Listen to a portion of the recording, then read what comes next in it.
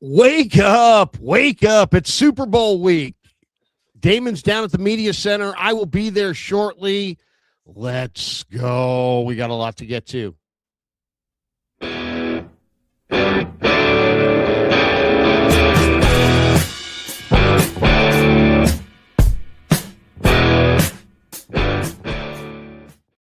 All right, Larry, it is good to see you. It's certainly good to be back here in a media center. Oh my gosh, it's already filling up. It is definitely day one of Super Bowl coverage, and we're just waiting for you to get down here, Kruger. You're the only man missing. Well, yeah, I'm on my way. I'm going to be doing this show here and then the KMBR show with Greg and Greg here as well. And then I will embark to Moscone, pick up my credential, and we're going to do a bunch of great stuff there. All week long. Little note to you: you pick up your credential in Moscone North before you come over here to Moscone West. So remember that. There you go, and it's a city unto itself. What kind of crowd do you have in the media center? It's good. It's good. We're just here. Oh, by the way, wow, you made it. Hello. We just started the show, so you can relax. I can hear everything. My engineer just ran here after dealing with a lot of logistical issues. But it's you can tell it's the trickling in of day one, Larry. I'd say, 60% of the tables are still sitting empty right now, but all the big activations that you're looking around us have officially lit up. Like they're unwrapping cars. There's all sorts of, there's like a 2-story wing bar going on over there. You got McAfee, Bleacher Report, Sirius XM. All of the big dogs are already barking all around the perimeter, and all the little tiny guys are sitting here in the middle. And it's funny. I walked past KNBR and 95.7 The Game, and it's amazing. There's no difference between us and them anymore. There's just none. Well, that's a pretty big backdrop you got there. You spent some money on that, huh? That's what she said. Thank you very, very much. I appreciate that. Yeah, thanks again. If I wouldn't know how to order one of those, Jillian did. So that's why it's up and we are running. But man, it's good to see you, Larry. And obviously, we got a lot of Super Bowl things to get into, but how about the hire of Raheem Morris? And I mean, that's where we need to start. This is a name that you put on the table on Friday. You were hearing a little buzz about it. I thought that Gus Bradley was the man in waiting for sure. And Jim Schwartz's name being thrown into the mix there made things interesting. So let me just ask you, do you like the hire? Is this a hire born out of comfort and convenience? And is it the Shanahan Friend Network that took over here? Do you like it? Well, I mean, once again, I didn't have a super, anti feeling on any of the top three guys. And I viewed the top three guys as Schwartz, who never got an interview, Morris, and Bradley, who did. And so I was okay with Bradley. I was okay with Schwartz. I was okay with Morris. Why is this a good fit? I think this is a good fit for 3 or 4 reasons. One, it's a good fit because the Niners like their defense. I mean, what never, they always, when you lose, you got to consider all options. And when you're considering all options, that means changing the scheme, changing the coaching staff, eliminating the continuity that you have on that side of the ball. And I think the Niners have pushed back aggressively. And the reason they haven't gone with the outside candidate a lot, because they want to stay with what they have. They like their 4-man defensive fronts. They like their wide 9, at least they have to this point, and they like the personnel that they have. So, personally, this guy, what are the prerequisites? You have to have had success. He's had success. You have to have a great relationship with Kyle Shanahan and the trust of Kyle Shanahan. And I think you also have to be the kind of guy that can kind of blend to the personnel that you have, because you're inheriting an existing personnel situation, and you can develop the young players that you have behind you. So, that's what this guy's kind of known for. He's a culture type of a coach. He's a guy that walks into some, situations where the culture needs to be rebuilt, and he rebuilds it. He's done it in a couple different spots. The concern, though, is that, for the same people that were jumping up and down saying that Gus Bradley was rated low here, there, and everywhere once upon a time, Raheem Morris has never run a top 10 defense. I mean, Very middle of the his LA defenses were ranked 17th, 19th, and 21st. His Atlanta defenses were never in the top 15. So, I mean, what are we talking about? I mean, he's got a 398 winning percentage as the head coach. So why is this guy's stats don't matter, but Gus Bradley's stats and with the Raiders and Colts and those people are citing that like it was like proof that Gus Bradley sucked. The wrong guy. Yeah. This. And yet this guy's not Vic Fangio. This is not Bill Belichick. This is not Spags. This is not a guy with a proven track record of everywhere Raheem Morris goes, a top 5 defense sprouts up. That's really not the case. Yeah. I've been coaching for 20 years. And look, one of the things that you and I have talked about for multiple years is a level of comfort that we actually think is not a good friend of the 49ers. And some guys need to be made a little bit uncomfortable, maybe even in the coach's room. This feels like Shanahan went out and hired a buddy, right? I mean, they've got a lot of history together. Look, I like that he's a player's coach. I don't have any negative things to say about Raheem Morris other than this feels a little bit like a comfort move. Jim Schwartz would have been a move that, had they made that would have created a little creative discomfort, which I think is something that you and I have been talking about for a while. Getting guys frosty again and on their toes. Look, he is obviously experienced. I mean, the man's resume is a long one and in many ways is impressive. He's been a coach for a quarter century. He was the head coach of the Falcons for the last 2 years when the defense really was one of the best things about them. A defensive coordinator of the Rams when they beat the Bengals in the Super Bowl and had Joe Burrow and company to just 20 points. Before that, he was an interim coach with the Falcons. So obviously, he made a good impression upon them enough to move off of him as an interim coach, but then bring him back as a head coach. That speaks to his likability and how much of a people person he is. He is a defensive backs coach, first and foremost, which I think, has been the strength of this defense, probably due to injury more than anything else. But with a young defensive backfield, this is great news. I think if you're Upton Stout, Diamador Lenore, if you're Malik Mustafa, you're very, very happy with this hire.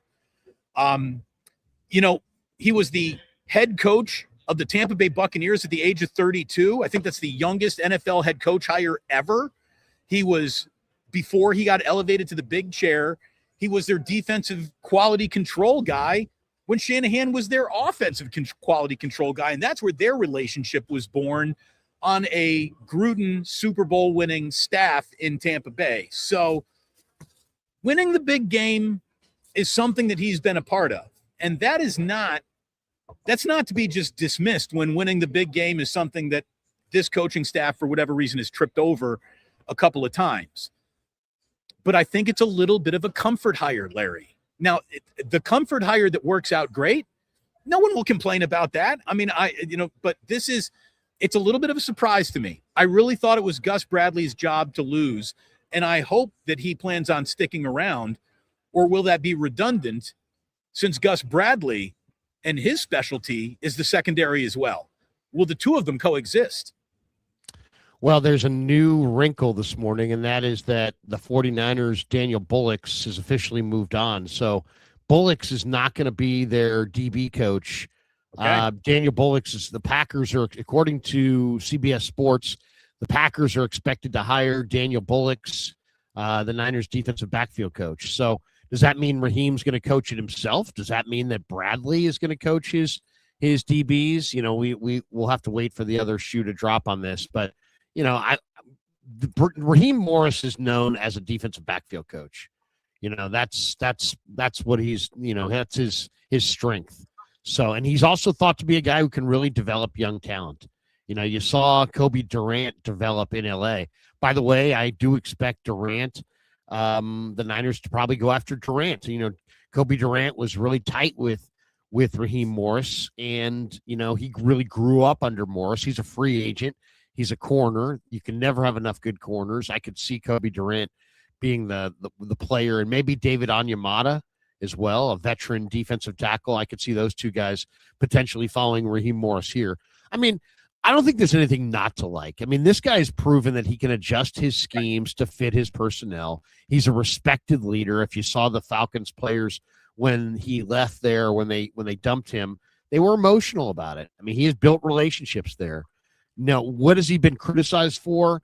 He's been criticized for some of the same things that Kyle Shanahan has been criticized for: clock management in game. His defenses, have always ranked kind of mid-pack, 25th in yards per game in 2024, 19th in points per game allowed in 2024. He's a sub 500 coach as a head coach. So there's that. But he is a guy that connects with the players for sure. He can blend, the modern blitz packages with sound zone fundamentals. That's the other, I think, big key that nobody really talks about, is that you do have zone and man personnel. And the 49ers have been drafting, they've been playing predominantly zone. And so if they brought in Schwartz, that was going to mean that they were going to probably play predominantly man, which would change the foundation of what they do and maybe would impact some of the players that they have. So, you're going to see a lot of cover 3, a lot of cover 4, and a lot of zone. And the Niners are used to playing zone. They've been a predominant zone team. So I think it makes sense from that standpoint. Raheem Morris has run an awful lot of 3-4. I mean, will we see the Niners look to more, not a full-time, but this is something I talked about a couple years ago, them being more of a hybrid defense where they're coming from a wide 9 and now moving to 3-4 and sometimes going 4-3. I mean, I think you need to be versatile. And if Raheem Morris brings in just different upfront looks, that could be a very interesting wrinkle. And then how the existing personnel fits into that.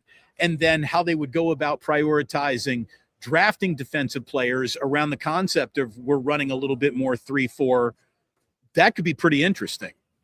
Well, he's known, he's done it all, right? He's run a 3-4, and then at times he's run a 4-3. So I think you are going to see, a more versatile scheme, whether it's still a 4-man front or if you see some kind of hybrid scheme, as far as the fronts are concerned. I think you're going to see definitely a more versatile deal. My guess is they're going to stay with the 4-3, but expect to see more stunts and movement up front than you've seen. Expect to see more robber looks. With the safety where they're disguising coverage, and you got the safety in the middle of the field pre-snap, and then all of a sudden he rotates into something else, or you have somebody who rotates into a robber roll middle of the field, late.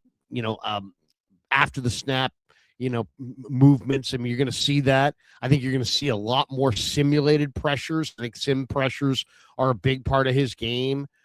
He's going to show you. I mean, it's all the same way that Fangio was the master of disguise. I mean, the best defensive coordinators in this league are sound with what they do, mix modern blitz packages, give you a bunch of different eye candy and things to look at and think about, but then are very sound across the board in what they do. And I think anytime I've talked to Shanahan about, what you like about a defense, the word sound will come up. He's looking for somebody who can be a little bit more variable, I think, than what Gus Bradley had proven to be, in his different stops. Somebody who's going to be a little bit more, in line with the modern blitz packages, but still very sound in their approach on the back end, playing a lot of zone, heavy zone schemes, more physical defense, probably a little bit more versatile in their blitz packages. But I think that's what we're going to see. I mean, and most importantly, this is a guy like Shanahan. Shanahan has great experience on both sides of the ball. So does Raheem Morris. He was a wide receivers coach. He's been a passing game coordinator. And I think that experience as an offensive coach has helped him become more adaptable. I mean, give you an example. He likes to use 4-man defensive fronts. He's not a blitz happy guy, but Atlanta this year was second in the NFL in blitz rate. Hold on. We're getting a party crash right here. Look at this guy. Look at this guy. Krug, you're our first guest today. How are you? That's right. I'll be there. How you been? How you been? I know we've been talking. I'm good. How are you? I'm doing great. Stole a hat. Great Greg Papa, the voice of the 49ers. Great to see you, Greg. the Super Bowl welcoming committee. Jed York's upstairs right now with Al Guido, welcoming everybody. We got E40 is there, along with Too Short. Why are we playing this Pro Bowl flag football game at Moscone Center? Why didn't they go over to Kezar or go over to the Oakland Alameda County Coliseum, whatever it's known as now, and play it over there? And then I saw and met for the first time, and I gushed all over him, the quarterback that I think is the fundamentally best quarterback that's ever been on planet Earth, the great Andrew Luck from Stanford. He's here. Wow. He when I told him that, he just kind of blushed. And I said, I'm not wrong, bro. Well, you've seen a few quarterbacks. I've said, well, I'm just talking fundamentals, but they were doing things at Stanford that honestly 3 or 4 players in the NFL were doing at that time. And we know who they are. It was Tom Brady and Peyton Manning, and Carson Palmer couldn't do that stuff when we got him with the Raiders. He was so mentally ahead of his time, and they asked so much of him. But it's unreal. I think we all remember when the Super Bowl was here 10 years ago in this very room. But I go back. How many of you guys have been around enough? Because I'm watching the rise of the 49ers, and I've watched the first 2 episodes a couple times. How is it? It's fabulous. It's great. There's a lot of video that I've never seen, which is saying a lot because I've seen it all. But they got access to the Walsh video, but also the people that put it together work for NFL Films. So they had access back in Cherry Hill, New Jersey, to get some really vintage Niner stuff. So it's unbelievable. But I think the most underrated Super Bowl of all time was the Bay Area's first Super Bowl. And I know it technically wasn't a candlestick, but it was right down the road at Stanford Stadium, where you had Walsh against Shula and Montana against Marino. And that was Dan's first full year, 5,048 yards and 48 touchdown passes. I mean, and the way they shut him and the Marx brothers down. But I wasn't here. I was in Indiana doing the Pacer games. You guys recall? Well, you weren't in the Bay Area then. No, I was in the Bay Area. Were you in Indiana? I wasn't even in Indiana then. You weren't? Were your parents dating by then? Or no? Where were you then? I mean, that's the Super Bowl. Oh, I was there, man. I was there. I was there. That was a foggy, kind of a cool ground fog day in Stanford. Carl Monroe got an early touchdown. Roger Craig might have been the best player on the field. Remember that pass where he rolled to the right? That may have been all the passes that he's made in his career. That's the one that impressed me the most. Rolling to his right and just fired over the top right to Monroe. It's such a well done documentary. It's amazing. They go from the beginning and they go game by game, and it's just that who's prominently featured. Z-Man, Michael Zagaris. I was going to say Ron Barr. Ron Barr. Ron Barr. And a bearded Ray Barr Ratto. is prime. Ray Ratto. Yeah, a lot of Ratto, but a lot of Ron Barr. And Ron, you know what? I know this for a fact. I know people are like, one of the major revelations of this first documentary episode was that Ron Barr actually said to Eddie, he wanted Noel, he wanted Shula, and he said, no, you got to hire Bill Walsh. And Ron had been doing the play-by-play, and he got Eddie to hire Walsh. Now, I know it sounds crazy, but Ron Barr tight with Eddie D? Where was he hanging late at night? I want to hear those stories. Seriously. Well, you know what? I may get him on Niners Nightly, because I was there when Eddie gifted Ron the Super Bowl rings for Super Bowl 16, 23, and 24, or 19 and 23, excuse me, and gave them to Ron with a beautiful handwritten note. Without you, I never would have found Walsh. Ron influenced Walsh, or influenced Eddie to bypass Noel, because Eddie was thinking Shula, Noel, the greatest coaches of the 70s. I got to get this turned around. To trade for him. How the hell would you get him out of Pittsburgh? Well, I mean, Eddie was thinking big thoughts, right? Because Joe Thomas had leaned on Joe Thomas. Joe Thomas was a Youngstown, Ohio guy. Can't refuse. Joe made him trade for O.J. Simpson. He traded 5 draft picks for O.J. Simpson, who was broken down. One of them down. was Tom Cousineau, #1 pick in 1980. Never played. One of them was Joe Cribbs. Remember Joe Cribbs? I just can't believe Ron Barr wasn't full of shit all the times he said that I helped build this. That was my inclination, was that Ron said was full of shit. Yeah, I get that. I can honestly say I saw Eddie, and Ron had a show where Eddie was there in studio, and he corroborated the entire deal. Ron told Eddie, hire Walsh. He hired Walsh, and after Walsh won the 3 rings, he gave Ron 3 rings as a thank you. It's an incredible story, but it also showed how kind of happenstance things were early on. Eddie was listening to people who were like, go hire Joe Thomas. Why? He's a Youngstown, Ohio guy. Well, you know what? It didn't work. And then so Eddie, I think Eddie, it takes a little bit of good fortune to have these things. And the good fortune was he listened to Ron, and he said he was convinced within the first 15 minutes that Walsh was his guy. Well, you know who else influenced him on that one was Al.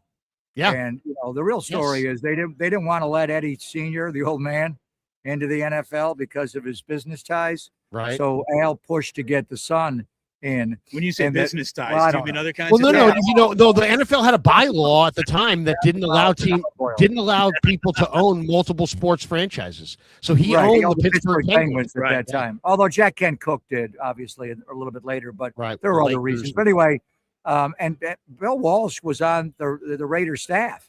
He was a Raider assistant coach earlier. And then who did he go to work for? The Oakland Seniors, I think, later. But anyway, Al was tight with Bill Walsh, and they were to the day that he died. So I didn't know the Ron Barr side of it, but I know Al pushed to get Bill Walsh hired. Was it old Ron Barr footage or like new Ron Barr footage? I can say new Ron. There's new Ron Barr. Well, I'll say this too, Greg. You knew, I think you knew the former Raider D-line coach who was my mentor, the late, great Bill Urbanic. Bill Urbanic.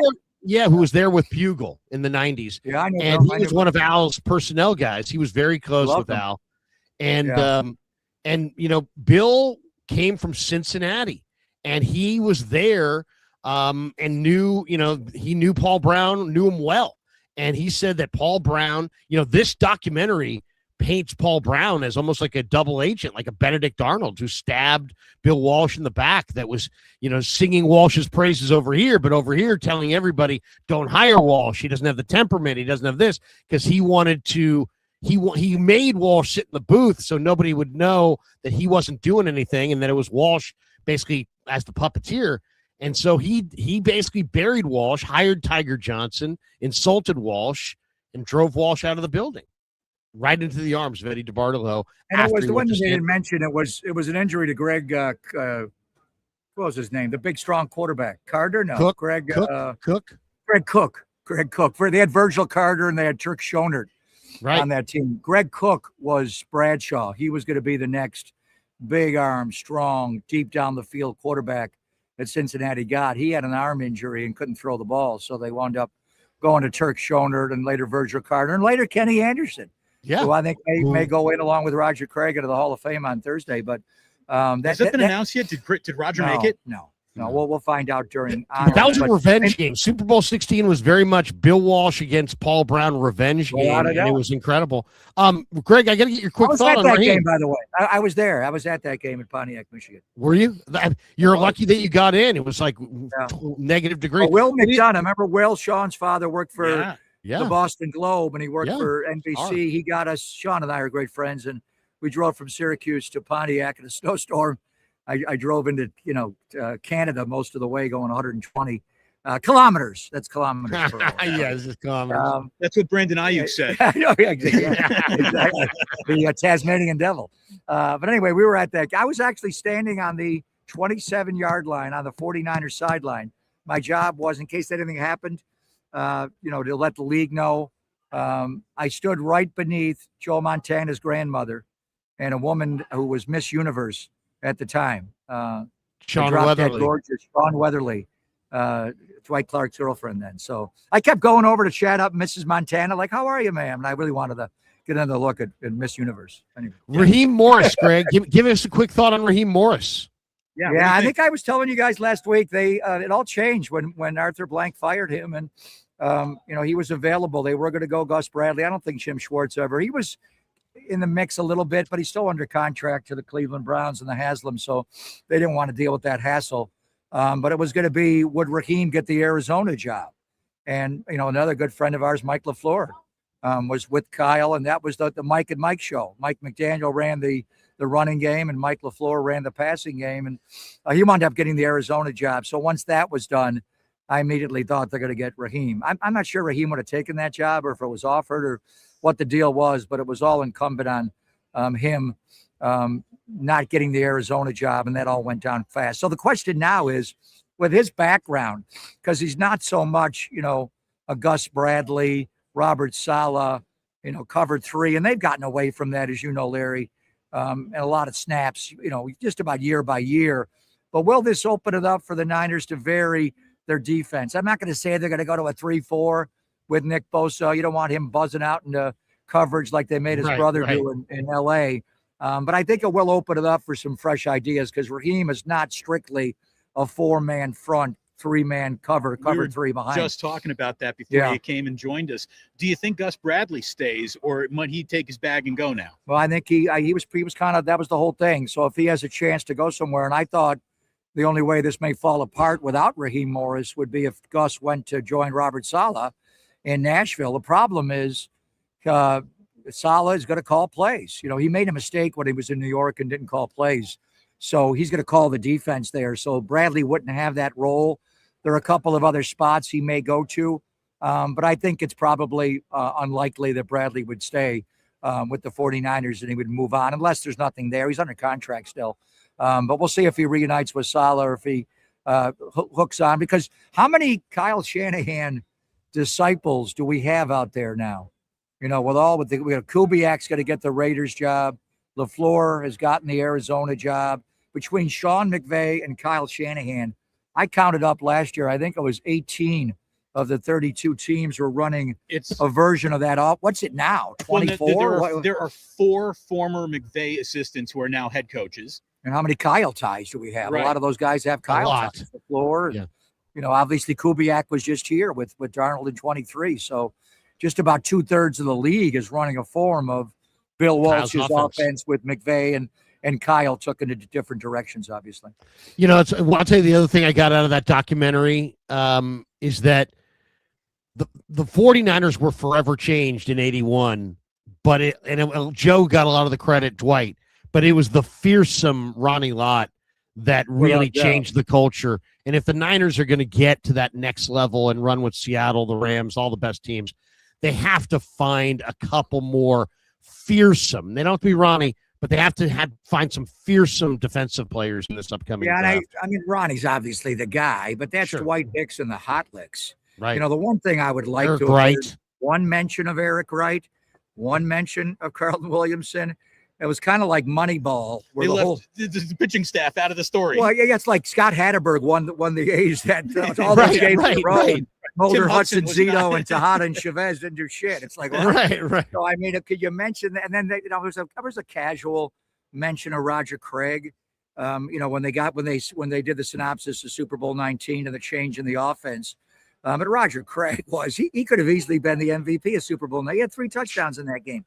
Right. He was first running back ever to do it. He was the perfect running back for that offense. He made the West Coast offense work. Earl Cooper and those guys were bit players. Bill Ring they had early on, and then Delvin Williams and Roger was actually a fullback. I mean, they were good players. Roger Craig made that all work with his high knees and his big eyes, and to take that short pass. And the one line Tom Brady had was really insightful. Was if you run the ball and gain 4 yards, the defense is thinking, why'd we give up 4 yards? It should have been 2. But if they pass the ball and they only get 4 yards, you think, wow, we rallied up and we stopped them on that play. But you get 4 yards, you get 4 yards, you get 4 yards, first down, you get 4 yards. It was just, I never looked at it that way, where the defense is geared when they drop with the linebackers and fill behind. They don't want to give up 14 yards. So they may give you 4 yards. I mean, that's a lot of this cover 3 base defense is top down. We're going to give you 4 yards, but we're going to think you're going to get called for a holding penalty. And now it's going to be 1st and 20. So now what do you do? So, or something's going to happen where you're just not going to be able to matriculate the ball all the way down the field. So the way Brady surmised that, I just never thought about that. It's like getting a base hit in baseball versus walking in baseball. What's the psychology of the pitcher to issue a walk versus the end result is the guy's on first base. The end result in football is you picked up 4 yards. But it's a different mentality to how they picked up the 4 yards. And Brady just surmised it in one sentence, which I never really thought of. And that's the essence of the West Coast offense and the short passing game and what Roger Craig did for that offense. No doubt, no doubt. The documentary was genius. It starts off with Brady telling Jerry Rice that he wouldn't have reached the heights that he reached if he didn't grow up watching it. If he was a New York Jet, right? If he was a New York Jet, not a Joe Willie. I know. You know, the ambassador to the UK Or is Joe upset. Montana from Western PA. There was Joe Willie Namath. Is it all out now, or just like the first two episodes, okay. and then next two, 3 and 4 tonight. I'm gonna watch it. I'm You gonna gotta start watch watching tonight. I gotta go. Oh, I gotta it's get out of here. Great to see you, buddy. Love And you, I'm brother. so We'll talk to glad. you later. On the radio show, 10:50. 10:50. I'm there. I'm there. I want the world to know the story of Ron Barr and how he dyes that hair. I lost all my hair. Unbelievable. I used to. I never did. Love you guys. Good to see you, Greg. Good to see you, bro. Good to see you. Hey, congrats to you. And Thank Ryan. you. Thank you. Seriously, man. Love you. Thank you. How great was that? That's Good to see Pop. wasn't quite Wayne Newton popping in, but it was almost. You know, that's Bay Area. Bay Area Wayne. Get on Wayne Newton's level, Greg, please. But that is Oh, the man, good to beauty of see you. Radio Row is that, you know, everybody's there. And when you've been doing it as long as we've been doing it, you recognize everybody. And obviously we're in San Francisco. We're part of the host team, even though the Niners are not in the game. But yeah, it's going to be a great week. And I'll tell you what's I'm going to really be down cool there here, later too, on today. What's really cool is that I am seeing just right now, just looking out, I'm looking at like 4 or 5 different colleges that are here. Colleges are sending their student radio stations now, and the NFL is allowing these student radio stations to come in. And you want to talk about a major difference between our first Radio Row and now. I just think it's awesome that these college kids get to come in and experience this. And not that any of them should be going into broadcasting, because if you want a bright young career, you shouldn't be going into broadcasting right now. But it's just, it's so cool to see the next generation be allowed to do this. And the you know, Well, they're what you probably needed- making as much money in college as they're going to make in the industry. So there Exactly. you go. Yeah. I mean, my number one recommendation is go choose another vocation immediately. But Right. this is the ultimate networking event. You know, one of these kids is going to meet the person that hires them one day and then lays them off the next. But, you know, they are going to go ahead and take their first step into the industry, a lot of them through just this event alone. And so I'm really happy to see the NFL doing that. I really am. Well, in fact, John Lund, our good friend who's working for Westwood One, I heard him over the weekend doing a little Westwood One show. His son, George, you know, has gone to the Cronkite School there at ASU, and I think he's going to be on Radio Row. So I'm planning to hook up with George and having him on the Krug show and do some recording with him later on this week. So I'm really fired up. But yeah, no, it's a great, you know, event for sure. Super Bowl Here week. you go, Larry. If Radnich pops on, oh my God, all hell's going to break loose. I don't think Gary's going to be. Gary back will here not be showing up at the media center. The only way that's going to happen is if Damon does a live remote from West Portal, and then maybe Gary will be walking by West Portal. We'll do it from the Dubliner West Portal. By the way, thanks to Ike's, thanks to the Dubliner for sponsoring as always. Larry, I'll let you mention your sponsors. Then I'll tell you the one question I regret we didn't ask Greg as we were going down the 49er memory lane. There's probably a question we should have asked him. We'll get to that in just a second. But why don't you tell everyone where to go get their barbecue? Yeah, you know, of course, the Krug Show brought to you by Pig and a Pickle, the best barbecue in all of Northern California. Check them out. They're in Emeryville. They're in Corte Madera. They're soon to open in Petaluma. They're open 7 days a week from 11 a.m. till 8 p.m. or until they run out, and they do run out. Go say hi to Damon and Mary. Get some brisket. Get some brisket chili. Tell them that Krug sent you. Thanks to Pig and a Pickle for being the title sponsor of the Krug Show. Also, thanks to Claudaddy Arcades for sending us to Philadelphia. For the Niners Eagles. We appreciate them greatly. And thanks to Sleeper for being with us all season long. The link's in the description. Use promo code Larry. Sleeper will match your first deposit up to $100 just because you know me. And I just want to also a programming note. The Krug Show has finalized our trip to spring training. So, yes, we are going to talk a lot of football this week. And yes, we're going to talk a lot of Niner football all off season long. But we are going to take a week off in the month of March, middle of March for Kev's birthday. And we're going to jet to Arizona. We're going to play some golf. we're going to still be live streaming from there. And we'll go into the clubhouse, interview a lot of the newest Giants players, Harrison Bader, Luis Ariz, if he speaks great English, and we'll have a great trip to Arizona. Me and my sons.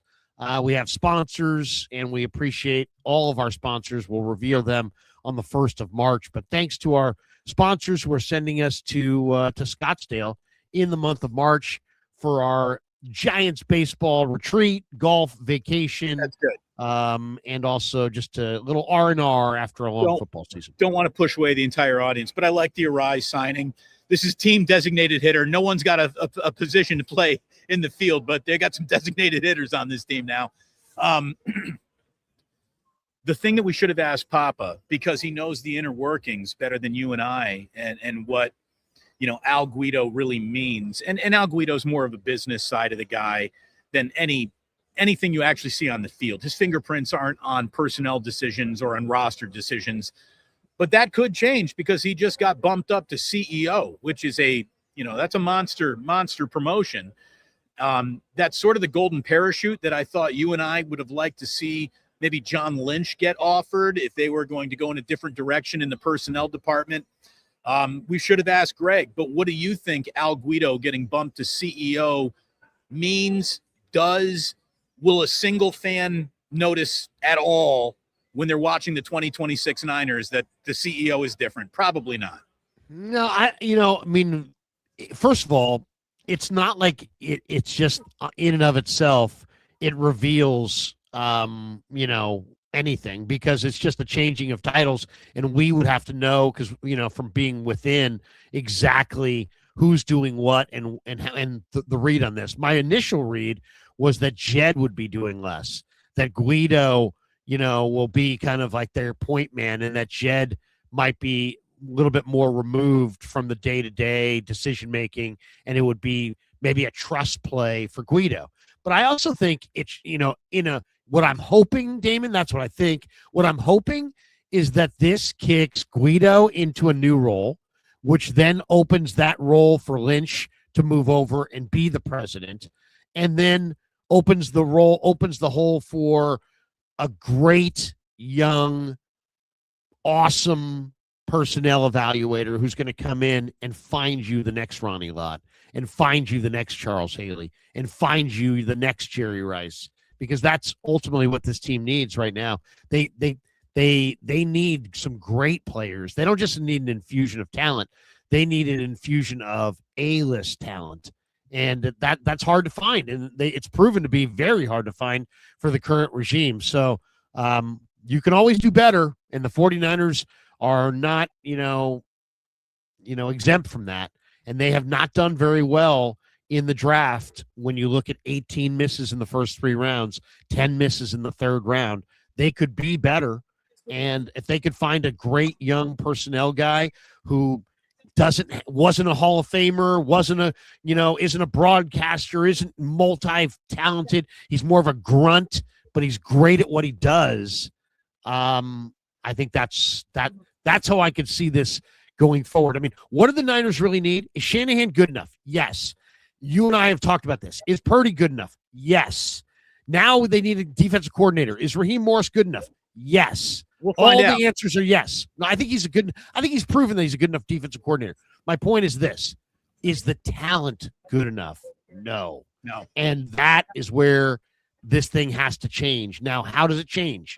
Does it change because they just want it to change? Most likely not. It's most likely going to have to be a new voice in the room, or a promoted voice that's empowered to make sure they draft winners. They need players badly. I agree.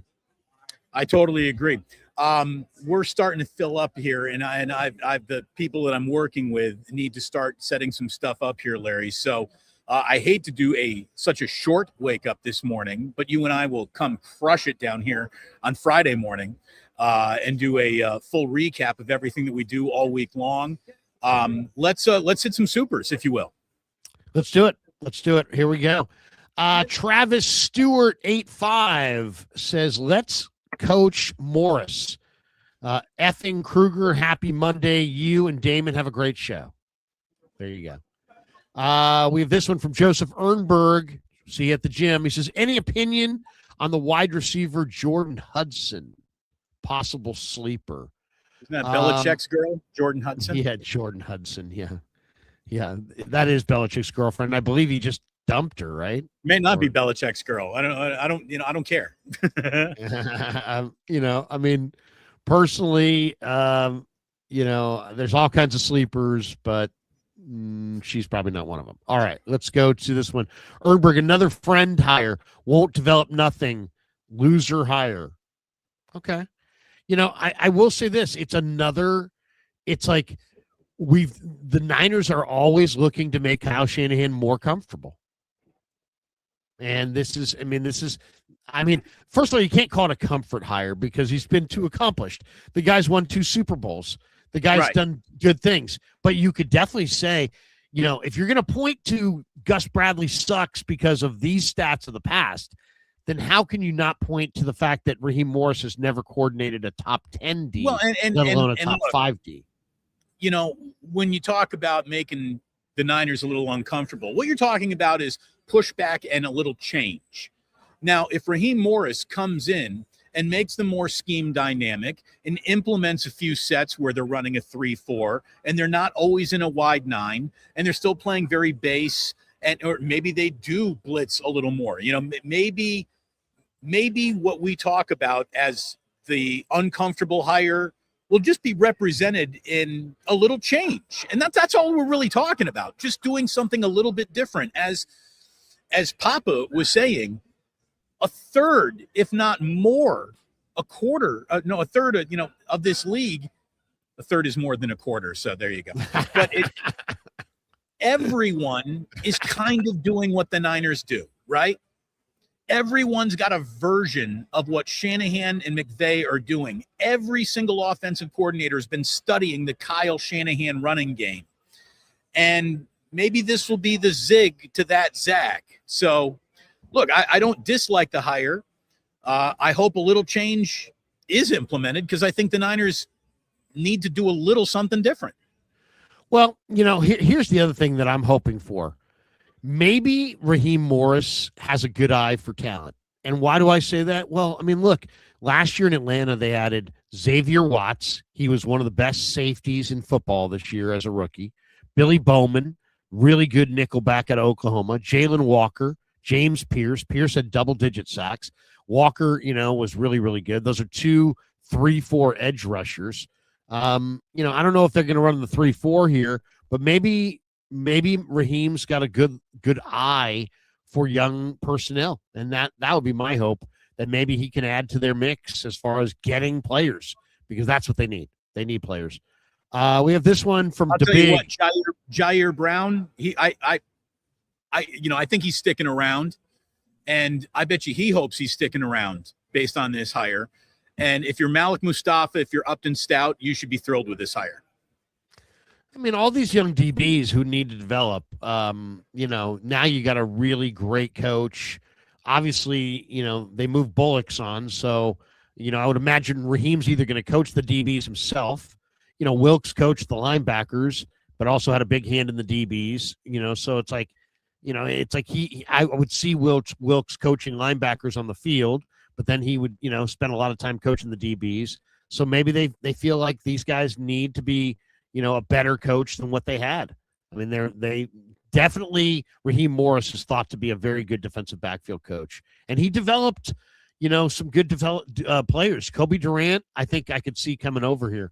DeBig says, what does Al Guido really mean? We're going to find out. But I think that, we don't really know. All I can say is these organizations are getting bigger and there's more responsibility. It could mean that Jed's taking a step back and Al's going to assume Jed's role. It also could mean that John's role is going to be more of Al's role, and that they're going to hire that scout, or maybe even a promote Tariq Ahmad or Josh Williams. I wouldn't be. To me, that seems so Niners. Like what's the Niners? If I had to predict what the Niners would do, I would predict that they would move Lynch into more of a president's role and tell Josh Williams, you're the new general manager. That would be my guess. I'm not saying it's the right move, but I could see that being the move. Slow Civic Garage. Why don't we ever see any white defensive coordinators? Vic Fangio just called. He said, "What the fuck?" Vic Fangio's about to retire, I heard, right? Well, there's a lot of talk about that. Chase Sr. was talking about that. Vic Fangio, which is probably, if you said, why did they go with Raheem Morris? Schwartz has experience in Cleveland, in Philly, and they may have seen that the Haslams were going to drag their heels and want compensation. They may have also seen that they were going to get involved, most likely against Howie Roseman, in a bidding process. I could see Schwartz replacing Fangio in Philly. So I think that's very possible. Hawaii, Olio, is that Oi? No. Hawaii, Oli. Opinions on tight end Oscar Delp. Will Kasarik leave? Oscar Delp is the Georgia tight end.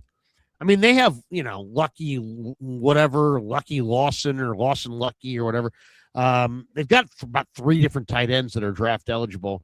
I like him. He's got good receiving hands.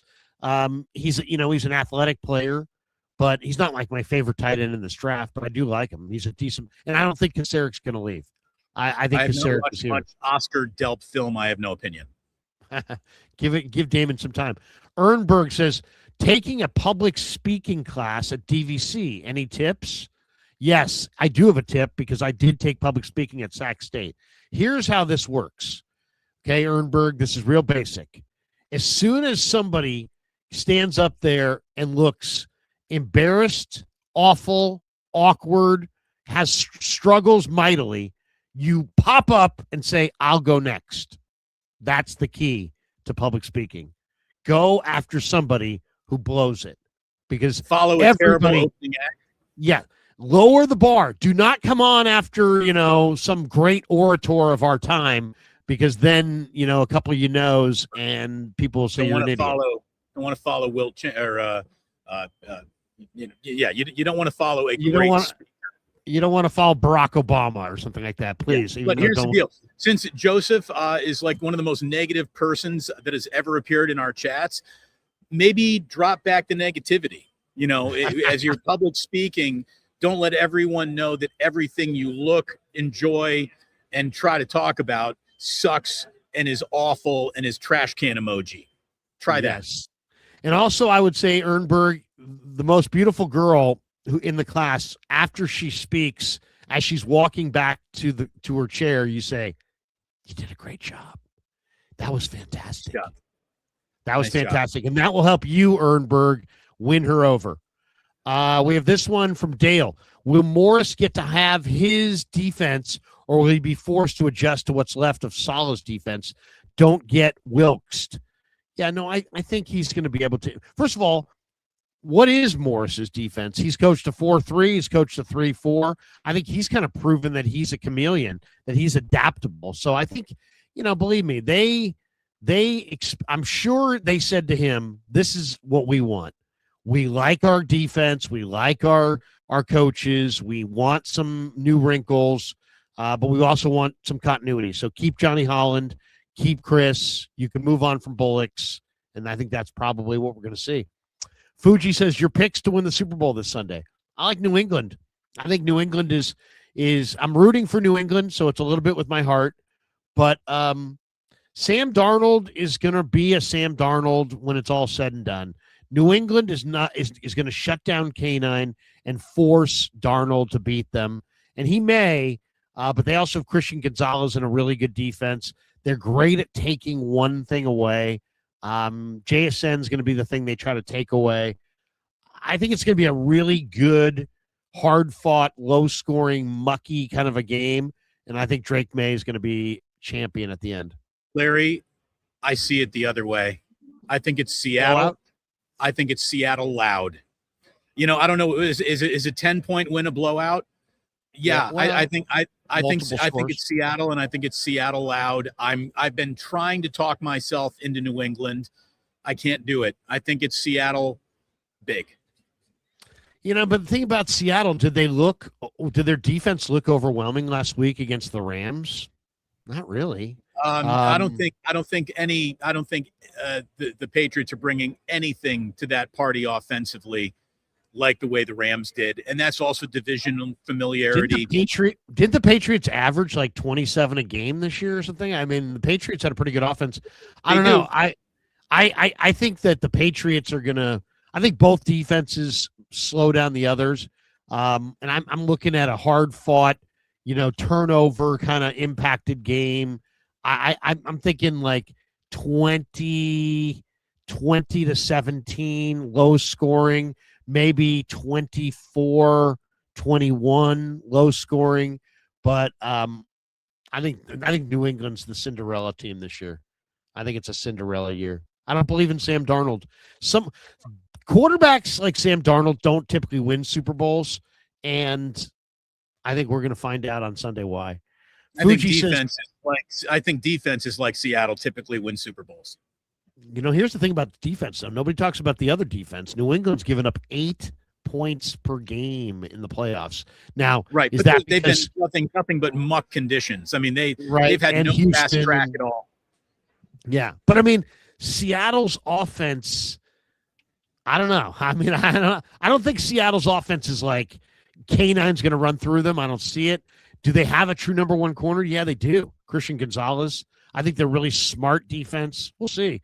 I think this is going to be a really good game. I think it's a low scoring. Really I hope it's a good game, but I think it's Seattle loud.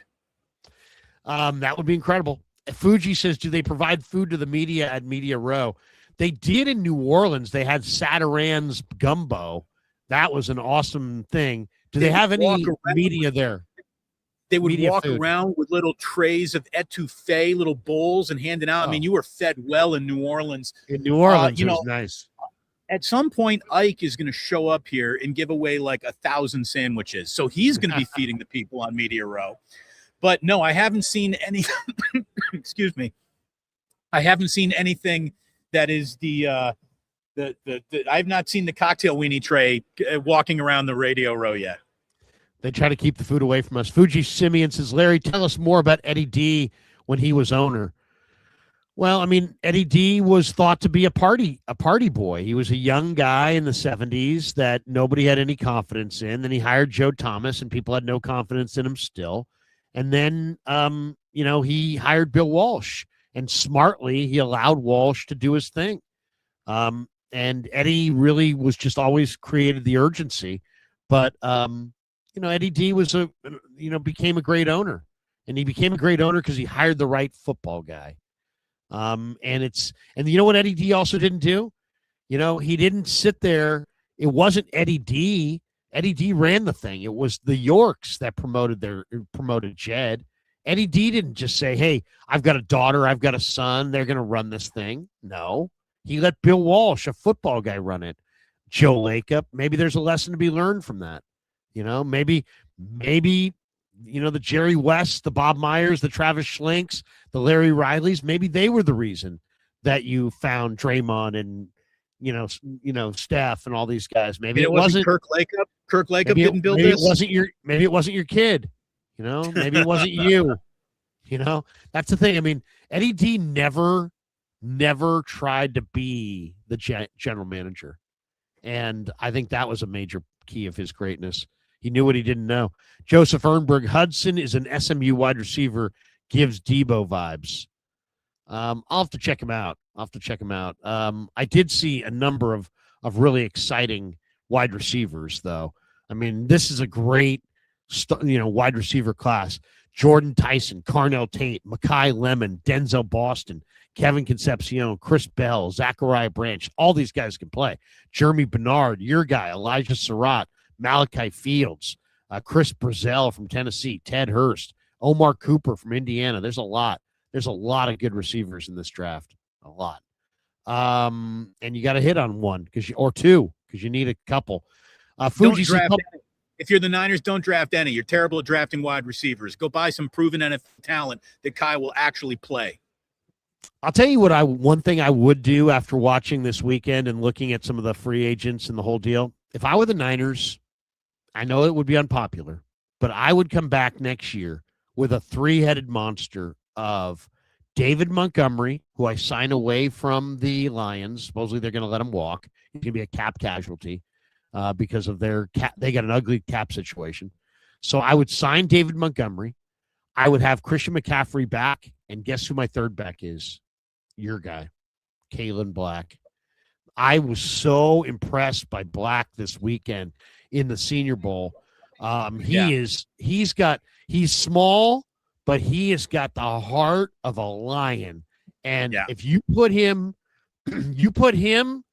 and Montgomery and CMC, three-headed monster, you could win the Super Bowl with those guys. I really believe that. That kid is special, absolutely special. And then you're going to have to convince Kyle to not just run one guy into the ground 450 times. Right. This one from Fuji. Public speaking is the art of BS, an SI special. David Rio Roby, Justin Smith free to teach D-line some tricks. Well, you could always have a back. Camp. Yeah. Fuji Simeon, tip for public speaking. Before you speak, take a shot of liquor, courage, or take a gummy well before, and you'll be fine. That is the Reardon way. Yeah, that sounds like I'm going to tell you right now, the shot is going to do you better than the gummy because those milligrams could hit you funny, Larry. And the next thing you're up there just going like, hey, everybody. What's up? Hey.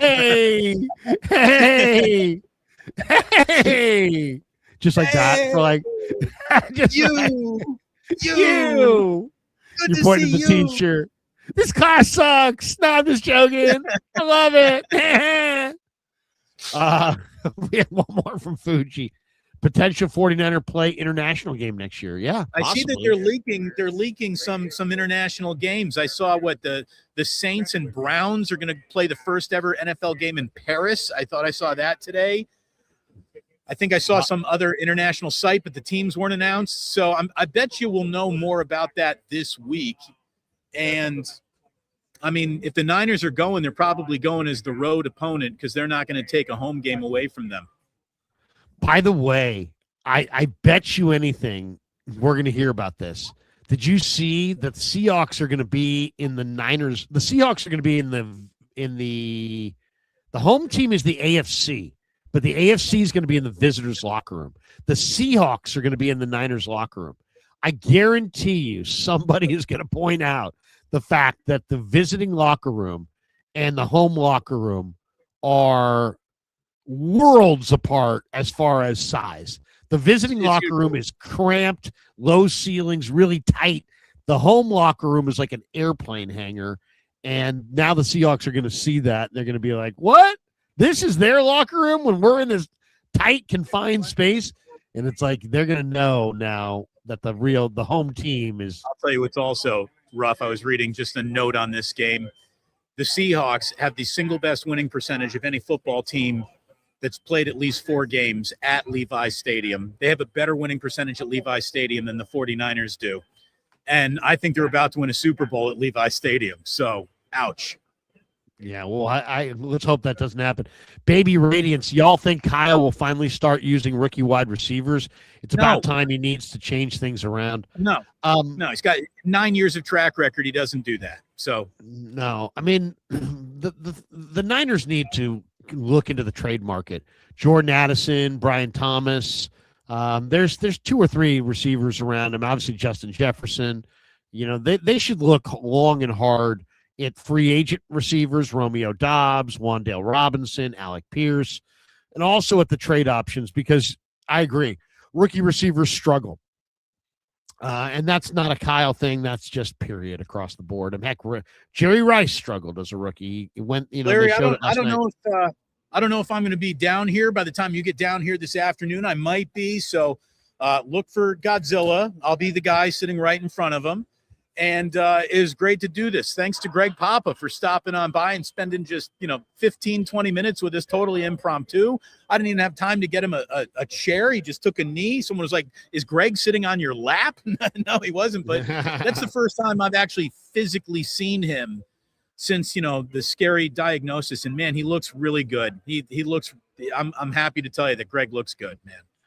Well, awesome. I'm on with him in about a half hour or so. And then as soon as that segment's done at around 11 o'clock, I'm going to get on the get on the BART and come into the city if I don't drive. We'll see. I got to decide. I don't have parking at the Moscone. I get denied on the parking.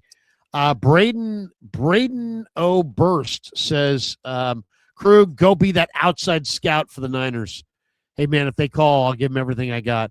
All right, that is going to do it for us. I'd like to, before we get out of here, thank our good friends at Habas Law. They're an incredible sponsor of the Krug Show. 1-800-INJURED is the only call you need to make. You have problems with the law or problems and you need a lawyer, simply go for the best. If you've been injured and you want to win, there's only really one call to make. 1-800-INJURED, habaslaw.com on the web. They will fight to make it right. They're great attorneys. They battle insurance companies. Nose to nose. They win. If you want to win, call them. 1-800-INJURED, habaslaw.com on the web. Once again, they will fight to make it right. Damon, we'll talk on Friday. If we don't see each other later today, we'll do some content later on in the week down in the media center. And for Damon, I'm Larry. Thanks to everybody. Appreciate all you guys. Super Bowl week, a lot of good content on both channels. Hit like and subscribe on your way out the door. For Damon, I'm Larry. Peace.